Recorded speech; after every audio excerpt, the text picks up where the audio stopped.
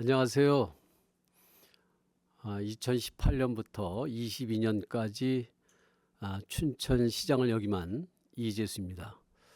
지금은 강원대학교 지역학 관련 연구소의 연구교수로 일하고 있습니다. 강의 청탁을 받고 주저했어요. 그러니까 제가 해왔었던 일들을 소개하는 것에 대해서는 무척 기쁜 일이었지만 과연 나의 경험이 유튜브를 시청하시는 분들에게 감동 또는 뭐 감동까지는 아니더라도 뭔가 이렇게 의미 있는 그런 일이 될 수 있을까 하는 것에 대한 두려움이 있어서였죠. 그러나 용기를 내고 이야기를 시작해 보려 합니다.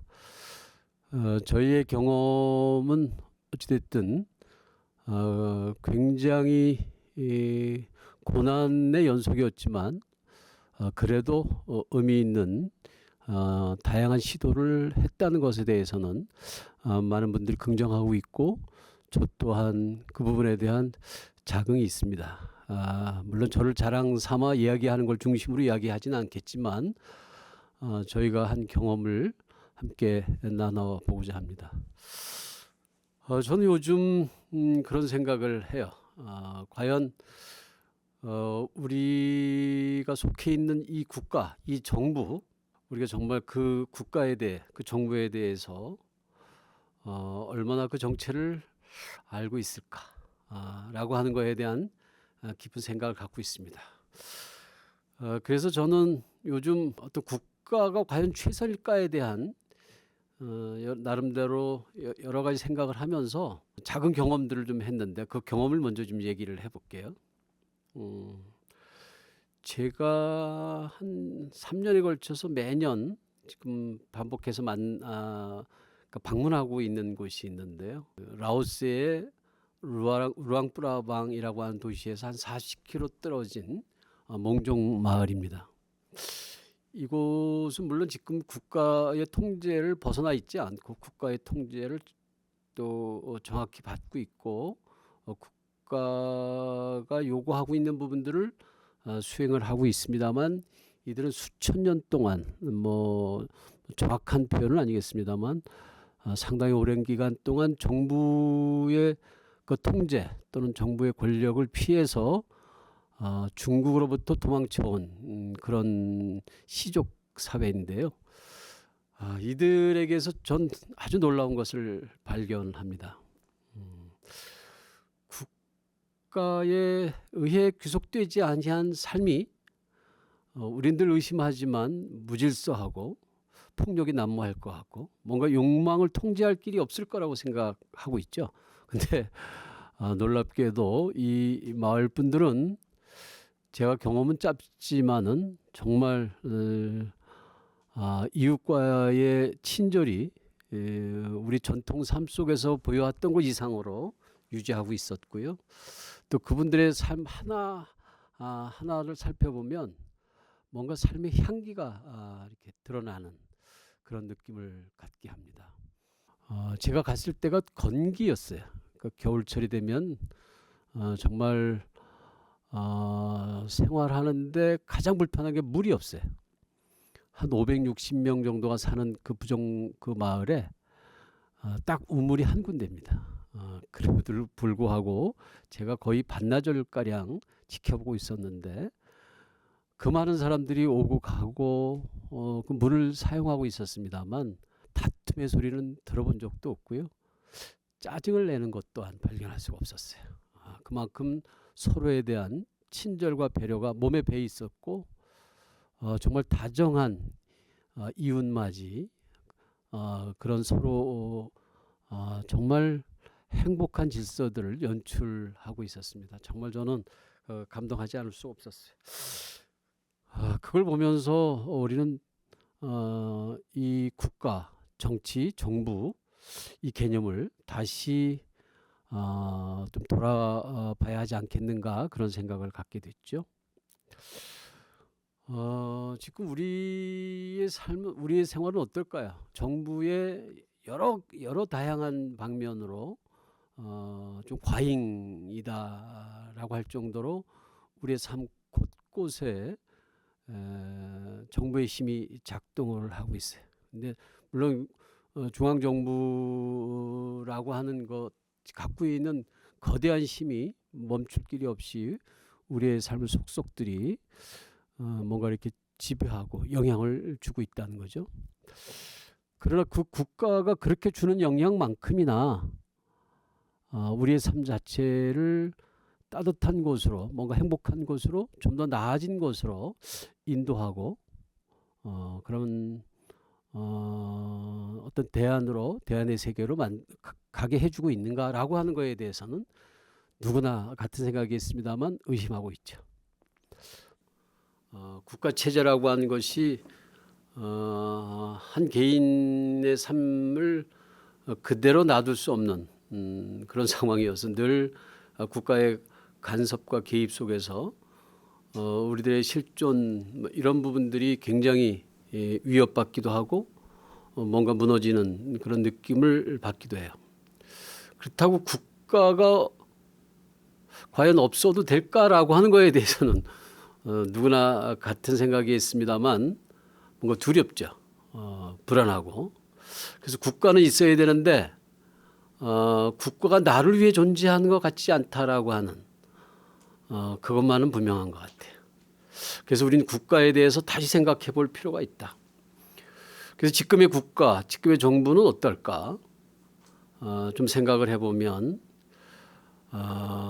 단정적으로 얘기할 수는 없겠습니다만 대부분의 어떤 그 새로운 사회를 출현을 기대하고 전환적 가치의 새 세계를 꿈꾸고 준비하는 분들 입장에서는 지금의 국가는 실패했다.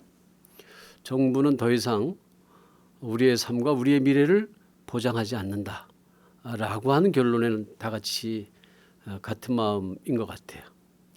국가는 무기력할 뿐만 아니라 무책임까지 하다. 그동안에 스스로 우리 삶 자체를 독점적으로 지배하고 꼭 과잉해 왔었던 것에 비하면 국가의 현재 모습은 참으로 한심하기 그지없죠. 지난번 코로나 상황에서 우리는 전 세계 선진제국이라고 하는 나라의 그 정부적 그 역량을 여지없이 그 민낯을 보게 됐습니다. 우리도 굉장히 잘했다고 자화자찬하고 있습니다만 제가 지방 정부의 장으로서 실제 현장에서 코로나 상황을 직접 생활 현장에서 지켜내고 실무적으로 챙겨야 하는 입장에서 볼 때에는 국가의 그런 위기 대응 능력들은 낙제점을 줄 수밖에 없는 거라고 저는 생각해요. 우리나라는 그나마 괜찮다라고 얘기하는데도 불구하고 그렇습니다만 미국이라고 하는 나라를 우리가 먼 발치에서 봤습니다만 참 형편없는 것들을 봤죠.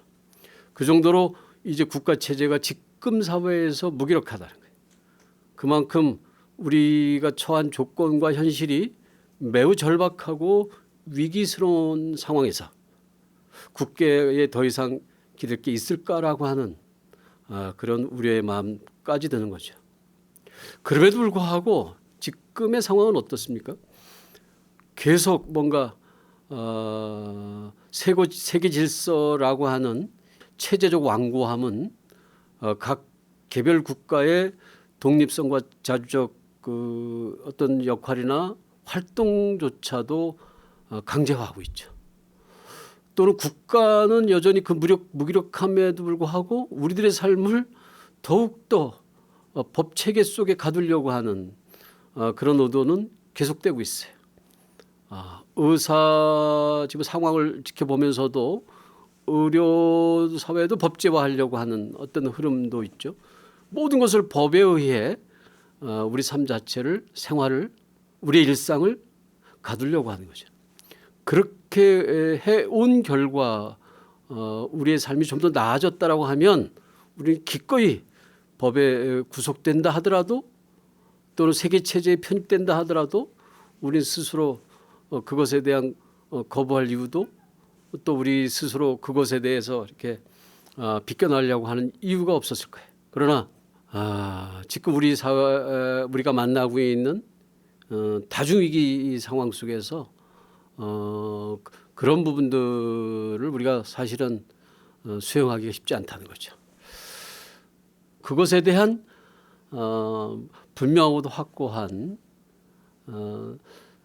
새로운 어떤 대안들을 우리가 마련해야 할 그런 상황인 것만큼은 분명한 것 같습니다. 뭐 국가만 그러냐 그렇지는 않은 것 같아요. 지방 정부 또한 우리의 삶을 구속하려 하지만 우리의 삶을 좀 더 나은 삶으로 만들어가는 데에는 턱없이 모자르고 형편없음을 보여주고 있어요. 특히 저는 광역정부를 그렇게 표현해요. 둔감성 정부, 기초정부를 저는 민감성 정부라 한 것에 반해 광역정부를 둔감성 정부라고 하는데, 광역정부에서 일어나는 일을 아는 국민들 별로 많지 않아요. 그 안에서 뭐가 벌어지고 있는지.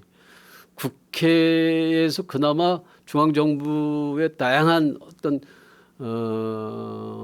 어이없는 또는 그 형편없는 모습들은 그 적나라하게 드러나고 있고, 그래서 국민들이 또 재미있게 그걸 보기도 하고 또 심각하게 심란하게 보기도 하고 하죠. 그러나 광역 정부에서 무슨 일을 할까? 정말 거의 모르고 있을 거예요. 그럼에도 불구하고 특별자치도를 자임하거나 특별자치도를 추구하고 있어요. 자치라는 말의 원적으로 보면 스스로 결정하는 건데, 그건 물론 자치단체장이 스스로 뭔가를 결정하는 것에 의문을 두고자 하는 건 아니겠죠. 국민들이 또는 시민들이 스스로 자기 삶의 문제를 직접 결정한다라고 하는 것을 자치라고 할 때, 특별자치도라고 하는 그들이 추구하는 그 개념은 뭘까? 그건 자치에 반하는 또 다른 자기들만의 성역을 만들어내는 것으로밖에 저는 해석이 안 돼요. 아무도 몰라요. 강원도가 특별자치도를 자임하고 나서 한 일이 뭔지 아십니까? 도청을 자기 멋대로 옮기는 거였어요. 도민들하고 누구도 의논하지 않은. 그러고 나서 야, 우리 이 자치도가 어떻다, 자치 역량들이 어떻다라고 하는 거짓 선전들을 하고 있죠. 굉장히 심각한 상황입니다. 자치 권한을 강화하는 것은 자치 권력을 통해서 자기 정치적 권한을 키우려고 하는 광역자치단체장이나 그 언저리 있는 사람이나 그쪽에 기댄 사람들의 노름일 수밖에 없다라고 저는 단정적으로 얘기하지 않을 수가 없어요. 물론 기초자치에도 그런 잣대로 들이대면 크게 다르진 않겠습니다만, 그럼에도 불구하고 기초정부에서의 조금 다름이 있다면 아주 사소한 자치행정 단위에서 벌어지는 일들에 대한 시민들의 민감적 태도에, 그 민감성, 그 반응들이 존재한다는 거죠. 그것이 옳은 것이 됐든 그른 것이 됐든 어쨌든 시민들의 일상생활 속에서 시정 운영의 여러 형태의 다양한 갈래들에 대한 시민들의 반응이 있다라고 하는 것은 어떤 자치에 좀 더 다가간 뭐 그런 부분이라고 볼 수가 있어요. 그래서 사실은 자치가 참민주주의의 제대로 된 어떤 구현이라고 우리가 볼 수가 있어요. 민주주의가 뭡니까? 우리는 어떤 주의라고 이해되면서 민주주의가 뭔가 이데올로기적인 것으로 인식이 됐어요. 그래서 좀 나의 일상과 좀 다른 개념으로 받아들여서 왜곡된 어떤 개념 이해가 아닐까 하는 저는 생각을 하는데, 유럽에서 처음 그 민주주의라는 말은 그 어원적으로 살펴보면 데모크라시잖아요. 데모크라시라고 하는 게 민에 의한 직접 통치, 민에 의한 통치, 뭐 이게 적합한 번역일 텐데, 우리나라 언어로 번역되어진 게 아니고 일본을 통해서 번역됐잖아요. 일본에서 이 데모크라시를 번역하던 그 시기가 아마 천황 통치 시대일 거예요. 그 천황의 앞에서 민에 의한 통치라고 하는 이 이야기들은 굉장히 경박스럽거나 아니면 어떤 그 체제에 대한 강한 도전적 개념으로 인식될 수 있어서 이게 조심스러웠을 거예요.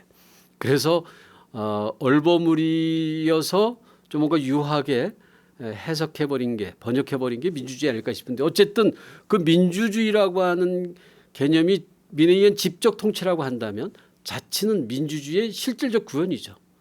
그래서 중앙정부 차원에서나 광역 단위에서 이야기하고 있는 민주주의라는 말은 자치를 뭉개는 형태로 전개되어지고 있는 중앙 정치권들의 일선적 행태 속에서 마치 가장 민주적이지 않은 나라가 민주공화국을 내세운 것처럼 가장 민주적이지 않은 정치 행태를 보면서 민주주의를 앞세우고 있는 현 정치권들, 그걸 보면 아주 거의 좀 비슷한 것 같아요. 어쨌든 우리 어떤 사회 속에서의 그 어떤 자치가 이율배반적으로 좀 작동하고 있어요. 그 자치라고 하는 게 우리는 주민의 자치를 얘기하잖아요. 근데 행정단위나 정치권에서 이해하는 것은 단체 자치를 얘기해요. 그러니까 시민의 자치는 자치 영역에 속하지 않고 지방자치단체가 하는 자치를 자치라고 얘기해요. 이게 정말 말이 안 되는 거예요. 이 거짓 자치고 거짓 민주주의인 거죠. 그걸 법제화하고 법이 그렇게 만들었기 때문에 그걸 마치 민주주의의 정답인 것처럼, 자치의 옳은 형태의 모습인 것처럼 지금 우리가 이해하고 있는데, 그것과는 전혀 다르다라고 하는 그런 생각을 우리가 가져야 한다는 거죠. 어쨌든 그렇게 우리가 자치가 왜곡되어지면서 지역사회에서는 관료주의 관성이 작동하고 지배하는, 그래서 거의 관료라고 하는 어떤 그 집단에 의한 관성이 한 사회에 대한 강한 지배력 때문에 민의 삶 자체의 구석구석까지 어떤 그런 자치적 권한과 자치적 역량을 확대하는데 뭔가 방해를 하고 있고 뭐가 그러고 있다는 거죠. 그래서 우리가 사실은 좀 더 나아가 보면 자치가 무력화되면서, 자치라고 하는 것이 제한을 받으면서, 자치라고 하는 것이 규격화되면서, 정부의 독점물이 되면서 우리도 모르는 사이에 무력화됐거나 쓸모없게 되어가고 있다라고 하는 것을 아주 오래전에 설파한 분이 있어요. 그 이반 일리치 신부님이라고 1970년 80년대에 오면서 누가 나를 쓸모없게 만드는가라고 하는 책 속에서 우리가 관에 의존하면서 관이라고 하는 것이 만들어낸 지역사회에 의존적으로 살면서 그 관에 의해서 작동되는 지역사회가 내면화되면서 우리 몸이 저절로 이렇게 무력화되고 있고, 뭔가 이렇게 하나하나 우리가 갖고 있는 작동 기능들이 멈춰서고 있다라고 하는 것을 지적해요. 근데 이걸 살려내지 않으면 이제 안 된다는 거죠. 그래서 국가, 정치, 정부 이걸 다시 보게 한다는 것은 나의 자율성과 나의 자치 역량과 내가 살아낼 힘을 근본적으로 억압하고 무기력하고 있다라고 하는 것에 우리는 주목하고, 무력하고 있는 그런 국가적 태도와 지방정부의 관료적 관성, 그것을 걷어내기를 해야 한다라고 하는 얘기를 저는 말씀드리고 싶은 거죠. 그렇다고 하면 그런 국가 또는 그 정부, 지방정부의 그러한 어떤 관행과 어떤 잘못된 어떤 체제적 모순들을 우리가 걷어내고자 한다면 우리는 다시 나의 권리인 자치에 집중할 필요가 있다. 그래서 저는 지난 시민의 정부라고 하는 표현을 쓰면서 4년 동안 그 자치를 복원하는 것을 어떻게 할 것인가, 사실 그걸 집중해 왔다라고 저는 생각을 해요. 그것이 저의 가장 최고 그러니까 준엄한 자기 사명이라고 보고 그 역할을 집중을 했는데요. 하는 정치를 만들고 싶었어요. 하는 정치. 비통한 자들을 위한 정치학인가요? 그 책에서 나온 이야기 중에 민주주의는 바꾸는 정치가 아니라 하는 정치라는 게 있어요. 굉장한 아주 명백한 아주 명료한 그런 태제였어요. 우리가 정말 그 촛불 민주주의의 경험을 갖고 있는 아주 감동적 민족이잖아요. 우리는 그 경험 속에서 민주주의의 어떤 강한 신념들이 또 국민적 열망들이 국가의 체제를 바꾸기도 했고 정권을 교체하기도 했어요. 근데 그런 엄청난 감동들이 신화화되면서 정작 내 삶의 문제들을 그런 나의 촛불 정신들이 그 국민들의 촛불 열망들이 우리의 어떤 삶 자체에 대한 근본적인 문제들을 해결하는 것까지 나가지 못한 이유가 어디 있을까? 그것은 뭐냐면 우리는 바꾸는 정치까지만 해서 그래.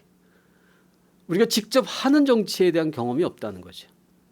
직접 하는 정치라고 하는 것은 내 삶의 문제를 내 스스로 어떤 걸 결정할 수 있는 그런 직접적 경험들을 하지 못했다라고 하는 거죠. 그래서 정치는 늘 저쪽 누군가가 하는, 내가 하는, 남이 하는, 내가 선택한 누군가가 해주는 그런 정치로 인식하고 이해하게 되니까 그 정치인 분노하고 있지.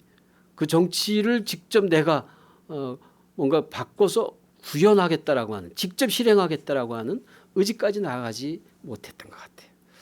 그렇게 만들어진 바꿔진 정치는, 바꾸게 하는 정치는 끊임없는 반복적인 혁명을 만들어내고 있지만 그 혁명은 늘 어쩌면 나를 배반하고 있는지도 모르겠어요. 그래서 이제 우리는 지킬 권리로서의 어떤 시민주권, 불가역적인 권리로서의 자치, 이 부분들을 좀 더 우리는 강하게 생각해 봐야 한다는 거죠. 촛불 민주주의에서 멈출 것이 아니라 직접 내 삶과 내 생활을 구체적으로 다루는 그런 정치로 나아가는 건, 이게 나는 민주주의의 가장 기초적인 행위라고 보는 거예요. 앞서 말한 대로 민주주의는 민의 직접 통치다라고 하는 근본 개념에 충실하자는 거예요. 누구도 나를 대신할 수 없다는 거예요. 그런 측면에서 또 3번의 강의에 걸쳐서 이야기하겠습니다만, 저희가 지난 4년 동안 민의 자치 권한을 어떻게 확대했는지 아주 성공적이진 않지만 의미 있는 시도를 했다라고 생각하는데요. 거기에 대해 살펴보도록 하겠습니다. 네, 다음 강의에서 뵙겠습니다.